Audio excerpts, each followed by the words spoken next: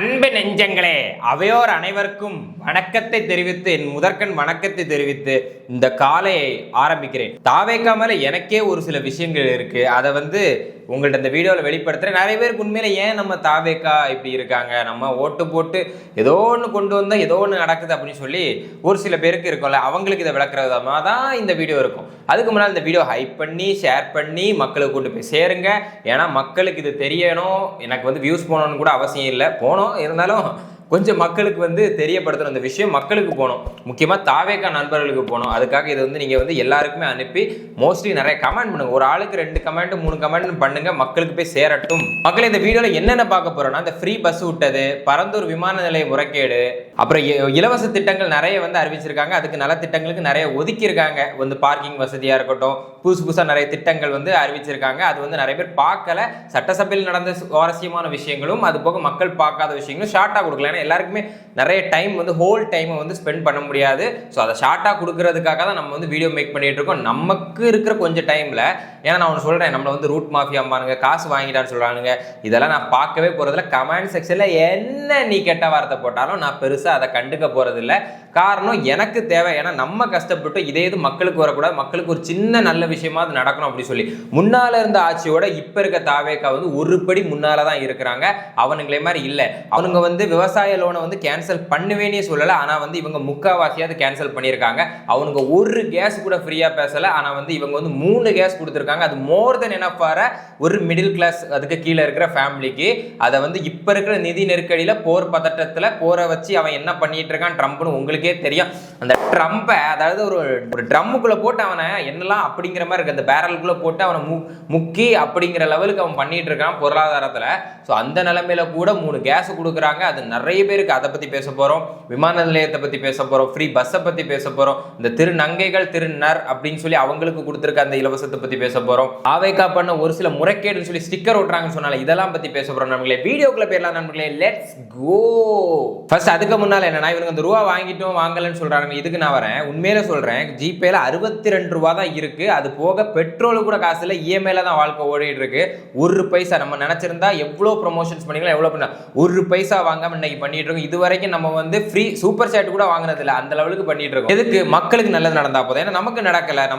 நம்மளும் எவ்வளோ விஷயத்தை கிராஸ் ஓவர் பண்ணி நம்ம கூட இருக்கவங்க கஷ்டப்படுறாங்க. செயின் மோதிரத்துல இருந்து ஒரு விஷயத்தை வித்து தான் இதை பண்ணிட்டு இருக்கமே தவிர, இதுக்காக நம்ம இன்புட் தான் போட்டுட்டு இருக்கமே தவிர பல லட்சம் செலவு பண்ணிருக்க நிறைய பேருக்கு தெரியாது. லைட்டு, கேமரா, லேப்டாப், ஃபோனு, அது இதுன்னு சொல்லி பல லட்சம் செலவு பண்ணியிருக்கோம் இந்த விஷயத்துக்கு. ஆனால் ஒரு பைசா இவன்ட்டையும் வாங்கினதில்லை, ஒரு பைசா வாங்கணும் அவசியமும் இல்லை. ஏன்னா நமக்கு தேவை நல்லது நடக்கணும். இது வரைக்கும் ஒரு பைசா லாபமும் பார்க்கல. இதுல ரூட் மாஃபியா நீ என்னவும் சொல்லிட்டு போ, பிரச்சனையே கிடையாது. எனக்கு தேவை நல்ல விஷயம் நடக்கணும். அது இந்த கட்சி மட்டும் தான் பண்ண முடியும், வேற கட்சியால பண்ண முடியாதுங்கிறதுனால தான் நம்ம இவ்வளோ சப்போர்ட் பண்ணியிருக்கோம். அந்த ஒரு மனுஷன் மேல நம்பிக்கை இருக்கு. மிச்ச மீது எம்எல்ஏஸ் மார்க்கிட்ட கூட உண்மையில ஓப்பனா சொல்றேனே, பெரிய லெவல் நம்பிக்கை இல்லை. ஆனா அந்த ஒரு மனுஷன் அவன் தப்பு பண்ணா கூட தூக்கி உள்ள போட்டுருவான், அவன் ஏதாவது செய்வான் அப்படிங்கிறதுக்காக, அவருக்காக, அந்த ஒரு மனுஷனுக்காக, அவன் சும்மா ஒரு ஃப்ளோவில் பேசியிருப்பேன் அது வேற. ஆனால் அந்த மனுஷனுக்காக உண்மையிலே நம்ம சப்போர்ட் பண்ணுறோம், வேற ஒன்றும் இல்லை. அதுக்காக தான் ஒரு பைசா எதிர்பார்க்காம பண்ணிட்டு இருக்கோம். அதுக்கு இன்னைக்கு ராஜ்மோகன் அவர்கள் சட்டசபையில் விர்ச்சுவல் வாரியர்ஸுக்கு ஒரு பாராட்டு, அது ஒரு பெருமையை சேர்த்திருக்காருன்னு தான் சொல்லணும். உண்மையிலே அவர் ஓடிஎஃப்சி ஃபேன்ஸ் மீட்லேயும் அப்படி தான் பேசியிருந்தார். ஓடிஎஃப்சி விர்ச்சுவல் வாரியர்ஸ் அந்த மீட்டப்பில் கூட அப்படி தான் பேசியிருந்தார். அதிலே அவரை பற்றி எங்களுக்கு தெரியும், எல்லாருக்கும் வந்திருக்கவங்களுக்கு தெரிஞ்சிருக்கும். ஓகே மக்களே, இப்போ வீடியோவில் ஃபர்ஸ்ட் இந்த ஃப்ரீ ஸ்டிக்கர் ஓட்டுறதுன்னு சொல்லி ஒன்று இருக்குல்ல, இந்த இதை பார்த்துருவோம். எங்கள் தலைவர் தளபதி அவர்கள் படப்பிடிப்புக்கோசம் ஷூட்டிங், எங்களுடைய முதலமைச்சர் அவர்கள் வந்த 5வது நாட்களே அதை போடுறதுக்கு சொன்னார். அடுத்த ஸ்டிக்கர் யார்கிட்ட இருந்துன்னா, நம்மளோட தலை ஜெகதீஷ்ட இருந்து. அதாவது ஷூட்டிங் ரோடு அப்படின்னு ஒரு கதை விட்டுட்டு இருக்காங்க. போன வருஷம் விஜய் அவர்கள் கொடைக்கானல்ல தாண்டிக்குடி அப்படிங்கிற ஒரு இவனுக்கு வீடியோ எனக்கு ஃபுல்லாக போடணும் அப்படிங்கிற தேவையில்ல, டூரேஷனை கொஞ்சம் கம்மி பண்ணலாம், உங்கள் டைமையும் சேவ் பண்ணலாம், என் டைமையும் சேவ் பண்ணலாம் அப்படிங்கிறதுக்காக தான். என்ன சொல்லியிருக்கான்னு சொல்லி ஷார்ட்டாக சொல்லிடுறேன். என்னன்னா, தாவேக்கா அரசு இதுக்கு முன்னாலே இதை திட்டத்தை அறிவிச்சிட்டாங்க. ஆகஸ்ட் மாதமே அடிக்கல் நாட்டிட்டாங்களாம். ஆனால் அந்த கான்ட்ராக்ட் ஃபர்ஸ்ட் கொடுத்த கான்ட்ராக்டர் இறந்துட்டாரா, 2வது கான்ட்ராக்ட் கொடுத்ததை அதை இந்த எலெக்ஷன் டேட்னால தள்ளி போயிடுச்சு. ஆகஸ்ட் மாதமே கொடுத்ததான்.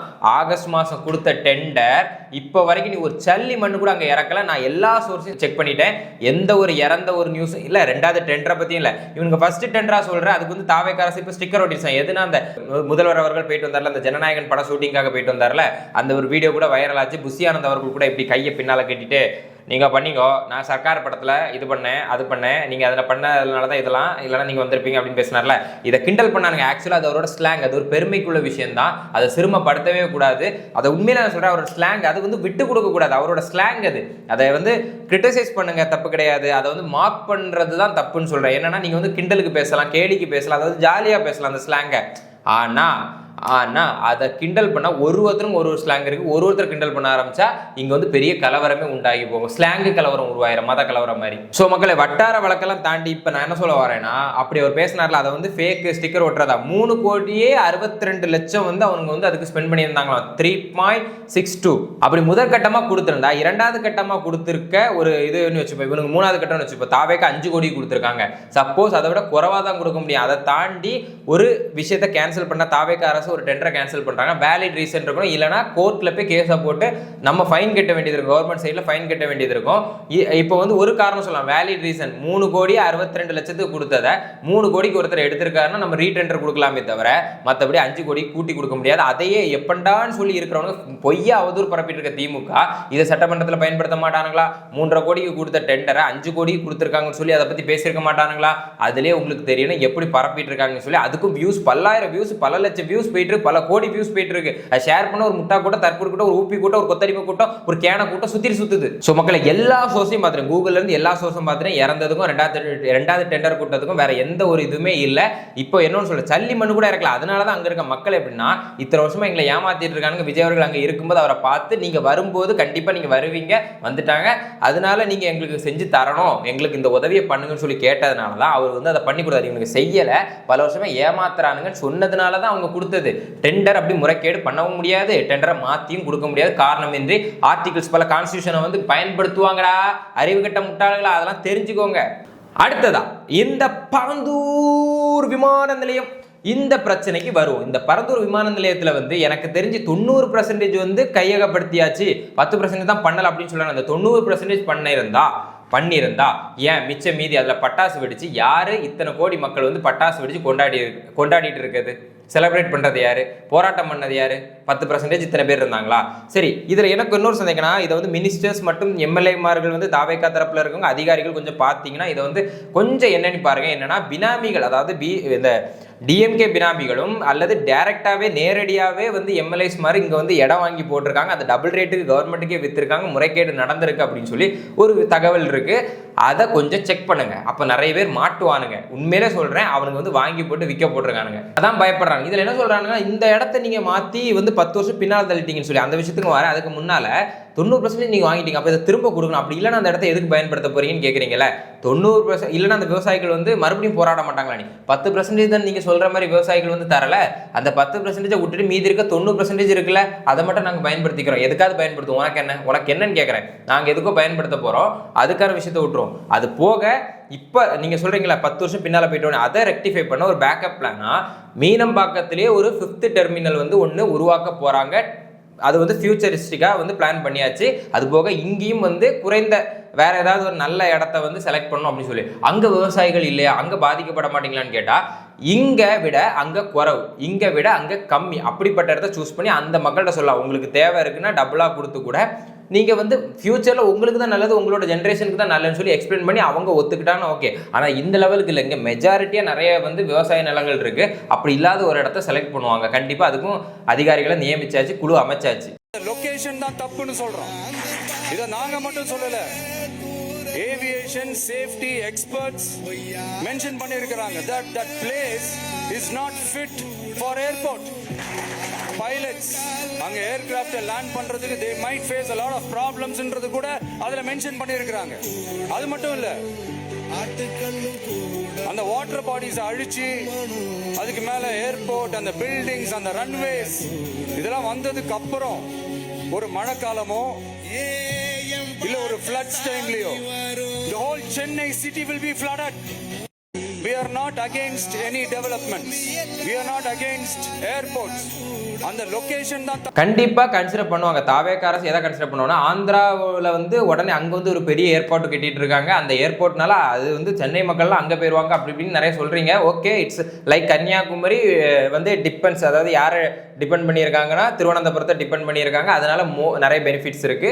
ஸோ அதே போல தான் இங்கேயும் கன்னியாகுமரியிலையும் நிறைய போராட்டங்கள் நடந்துச்சு. அதனால தான் வந்து அதை வந்து ஸ்டாப் பண்ணி வச்சிருக்காங்க. இல்லைன்னா கன்னியாகுமரியிலையும் ஒரு ஏர்போர்ட் வந்திருக்கும். சேம் லைக் பரந்தூர் இல்லாட்டும் இன்னொரு இடத்த கண்டிப்பா சூஸ் பண்ணுவாங்க. அதனால வந்து ஏற்படுற விளைவுகள் என்னன்னு சொல்லி அரசு அறியும், அதிகாரிகள் அறிவார்கள். 2019 ஏடிஎம்கே ஆட்சி இருக்கும்போது இவனுங்க சன் நியூஸ் என்ன பேசிச்சு, 2022 என்ன பேசியிருக்காங்க, அதான் டிஎம்கே ஆட்சி வரும்போது அப்போ வந்து எதிர்த்தவனுங்க இப்போ ஆதரிச்சானுங்க. காரணம் என்னன்னா இவனுங்க அவ்வளோ இடத்தையும் வாங்கி போட்டு ஒரு லாபம் பார்த்துருக்காங்க. அதெல்லாம் தாண்டி அரசியல் யாரு பண்றது இப்போ உங்களுக்கு தெரியும் நினைக்கிறேன். இது வந்து தாவேக அரசு முன்னால இருந்தே எதிர்த்தாங்க. அவங்க வந்து கேன்சல் பண்ண முன்னால இருந்தே எதிர்த்தாங்க எலெக்ஷனுக்கு முன்னாலே. அப்படி இருக்கவங்க அதை கேன்சல் தான் பண்ணுவாங்க. அந்த மக்களுக்கு ஆதரவு தெரிவிப்பாங்க. போராட்டம் பண்ணவங்களுக்கு ஏதாவது ஒரு கன்சர்ன் காட்டணும்ல. ஆனா நீங்க வந்து ஒருக்க ஆதரவு சொல்லிட்டு ஆட்சி வந்ததுக்கு அப்புறம் என்ன மனசாட்சி இல்லாம செயல்படுறீங்க. அது வெளிப்படையா தெரியுது. நீங்க வந்து மகளிருக்குன்னு ஒரு திட்டத்தை அறிவிக்கிறீங்க 2 வருடத்துக்கு அப்புறம் தான். நான் வந்து கம்பேர் பண்ணல, நீங்க அதை பண்ணிட்டீங்க அதனால தாவேக அரசு அதை பண்ணிட்டாங்கன்னு சொல்லி நீங்க பண்ண தப்பு நாங்க பண்ணோம் நான் சொல்ல வரல. நீ வந்து என்ன பண்ண நான் என்ன சொல்றேன்னா, தாவேக அரசு அப்போ வந்து சொன்னதை செய்யல அப்படின்னு நீ சொல்ல வரனா, அப்ப நீ திமுக வாக்களிச்சிருந்தா எதுவுமே கிடைச்சிருக்காது. நான் இப்போ இந்த மகளிர் திட்டத்தை 2 வருஷத்துக்கு அப்புறம் தான் அறிவிச்சாருங்க. தகுதி வாய்ந்த அப்படின்னு சொன்னானுங்க. ஆனா தகுதி வாய்ந்தது யாரெல்லாம்னா இவனுங்க குடும்பம் சார்ந்து இருக்கவனுங்க, இவங்க திமுக சார்ந்து இருக்கிறவங்க எல்லாம் தான் அந்த தகுதி வாய்ந்த, அந்த இவங்க குடும்பம் சார்ந்த தகுதி வாய்ந்த அப்படிங்கிற மாதிரி ஒரு திட்டத்தை பண்ணிட்டு இருந்தானுங்க. அங்க வந்து எஜுகேஷன் லோனை கேன்சல் பண்ணி சொல்லிட்டு ஒரு பைசா பண்ண முடியாதுங்க. ஏன்னா அவ்வளோ கோடி பண்ணணும், அவ்வளோ வந்து நம்மளால வட்டி கட்ட முடியாது. ஸோ கடன் வாங்கி தான் கட்டணும், அதுவும் இன்ஸ்டால்மெண்ட்ல வந்து தவணை முறையில் கட்டணும். அதெல்லாம் பண்ணவே முடியாது, அதை பண்ணவும் முடியலை அவனுங்களால. அப்படிப்பட்ட வாக்குறுதிக்கு பாதியாவது பண்ற ஒரு வாக்குறுதி, அது நிதி நெருக்கடினால. ஒரு கவர்மெண்ட் வந்து வேணும்னு பண்ண மாட்டாங்க, எல்லாம் பண்ணாதான் அவங்களுக்கு வந்து அடுத்த பேர் கிடைக்கும் தெரிஞ்சு. அதுவும் ஃபர்ஸ்ட் டைம் வந்திருக்காங்க, தெரிஞ்சும் ஒரு கவர்மெண்ட் பண்ண மாட்டாங்க. காரணம் உண்மையிலே எக்ஸ்ட்ராவா கடன் வாங்க முடியாதுங்க. அதுக்காக இது வந்து இல்லாதவங்களுக்கு கொடுக்கலாம். ஏன்னா இப்போ இந்த இது சொல்றானுங்களே, இந்த அமௌண்ட் கொடுக்கறத பத்தி, ஃப்ரீ பீஸை பத்தி பேசுறாங்களே, கேஸ் கொடுக்கறது உண்மையில சொல்றேன், 3 கேஸுங்கிறது more than enough for middle class family, அந்த கேட்டகரியில் இருக்க மக்களுக்கு. அப்போ இலவசம் கொடுக்க கூடாதான்னு கேட்டா இலவசம் வந்து தகுதி வாய்ந்தவங்களுக்கு கொடுக்கலாம். ஏன்னா இப்போ இந்த 2.5 லட்சம் அதுலயே வந்து 1,39,00,000 பேருக்கு மேல இதுல வந்து பெனிஃபிட் ஆகுறாங்க. இவனுக்கு எதுவுமே ஆகாத மாதிரி சொல்லிட்டு இருக்காங்க. ஆனா அப்படி இல்லை, 1,39,00,000 பேர் வந்து இருக்கிறனால தான் கொடுத்துருக்காங்க. அப்படி 60 லட்சம் பேர் 50 லட்சம் பேர் தான் பெனிஃபிட் ஆவாங்கன்னா கண்டிப்பா தாவேக அரசு கொடுத்துருக்காது. அது பெரிய பேக் ஃபேர் ஏற்படுத்தும் தெரியும். ஸோ அப்படி இருந்தா இந்த 2.5 லட்சத்தை 5 லட்சமா 6 லட்சமா ஃபிக்ஸ் பண்ணியிருப்பாங்க. அதுக்கு ஏற்ற மாதிரி இருக்கணும். அதுக்கு மேல இருக்கவங்களும் உண்மையிலே கொஞ்சம் ஒரு லெவலுக்கு மேல இருக்காங்க. இங்க ஒருத்தன் உழைச்சும் கடுமையா உழைச்சவன் திரள் திருடி தின்னுட்டு இருக்கான். அவனுக்கு இலவசம் எதுக்கு யாரு கொடுக்குறவங்க எல்லாம் தெரியாது. ஆனா இங்க கஷ்டப்பட்டு உழைச்சும் அந்த பொருளாதாரம் அவங்களால ஈட்ட முடியல. அப்படிங்கிறவங்களுக்கு கொடுக்கலாம். ஏன்னா அவங்க இந்த ரூபாயை வேற எதுக்காவது யூஸ் பண்ணிப்பாங்க. அரசாங்கத்தால முடியல, அந்த பொருளாதாரத்தை உயர்த்த முடியல இதுக்கு முன்னால இருந்தவங்களால. தாவேக அரசு அதை உயர்த்ததுக்கும் ட்ரை பண்ணிட்டு தான் இருக்காங்க, அதை பண்ண போறாங்க. அப்படி இருக்கும்போது ஃப்ரீ பீஸ்க்காகவே எல்லா ரூபாயும் கொடுக்க முடியாது. அதனால ஒரு செர்டைன் பீப்புள்ஸ் அதை வந்து பெனிஃபிட் ஆகினா தப்பு கிடையாது. மீதி இருக்க காசை வச்சு பொருளாதாரத்தை ஈட்டுறதுக்கு அதுக்கு வழி வகுக்கும். அதனால அது தப்பே கிடையாது. ஒரு தியாகம் வந்து இருக்கிறவங்க பண்ணலாம். இவங்கெல்லாம் அது கூட இல்லாதவங்க, உழைச்சும் இல்லாதவங்க, உழைக்காம ஒருத்தர் இருந்தா அவனுக்கு கொடுக்கறது வேற, ஃப்ரீ பீஸ் கொடுக்கறது வேற. இவன் உழைச்சும் அவனுக்கு கிடைக்கலங்கும் போது அவனுக்கு கொடுக்கறதுல என்ன தப்பு? அந்த ஃப்ரீ பீஸை கொடுக்கலாம். நானும் எதிர்த்தவன் தான், ஃப்ரீ பீஸை எதிர்த்தவன் தான், இப்பவும் எதிர்க்கிறவன் தான், ஃபியூச்சர்லையும் எதிர்க்க போறவங்க தான். தாவேகாவும் அப்படிதான். ஆனா வேற வழி இல்லைங்க. இப்போ இவங்க அந்த 2.5 லட்சத்துக்கு கீழே இருக்கிறவங்க, இன்கம் இருக்கிறவங்க, இயர்லி இருக்கவங்க, ஆனுவல் இன்கம் வந்து அவங்களுக்கும் அந்த 3க்கு மேல வரும், 4க்கு மேல வரணும். அதை வர வைப்பாங்க.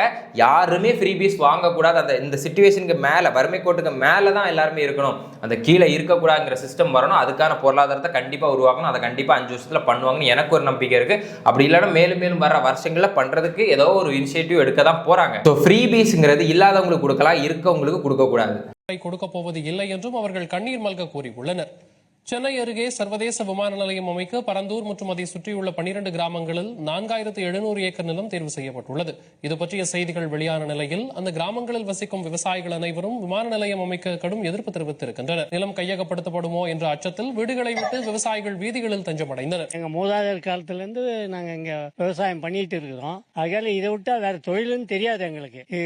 நாங்க வந்து முன்னேற்ற விவசாயியா ஆரம்பத்திலிருந்து ஒரு 20-25 வருஷமா நாங்க வந்து நாங்க தாங்க ஏற்பட்டது. அதுக்கு முன்னே பழைய விவசாயம் பண்ணின்னு இருந்தாங்க. தொழில் முன்னேற்றம் வரணுன்றதுக்கோசம் விவசாயத்தில் புதுமுறையாக புகுத்தி அக்ரிலாம் என்ன சொல்றாங்களோ அதை வச்சு விவசாயம் புது மாதிரியா பண்ணோம். ஆனா இப்போ ஏர்போர்ட் எடுக்கிற மாதிரி கவர்மெண்ட் பார்த்துட்டு போய்தான் சொல்றாங்க. அவங்க என்ன எங்களுக்கு மாற்று யோசனை என்ன செய்வாங்கன்றது புரியல. நாங்க கொடுத்துட்டு வேற என்ன செய்ய முடியும்? 80-90 வருஷமா நாங்க விவசாயம் தான் பண்ணி இருக்கிறோம். எங்க தாத்தா பண்ணாரு, எங்க அப்பா பண்ணாரு, நான் அடுத்தது நான் பண்றேன். நாங்க நிலத்தை வீட்டெல்லாம் விட்டுட்டு நாங்க எங்கேயும் போக முடியாதுங்க. அதனால எங்களுக்கு குடுக்கறதுக்கு விருப்பம் கிடையாதுங்க. 100 வருஷமா இருக்கிறோம். இதை விட்டு நாங்க எங்க போவோம் சார்? நாங்களாம் காலி பண்ண முடியாது சார். ஜனங்க சாவதான் சாவோம். நான் சொல்லிட்டோம்,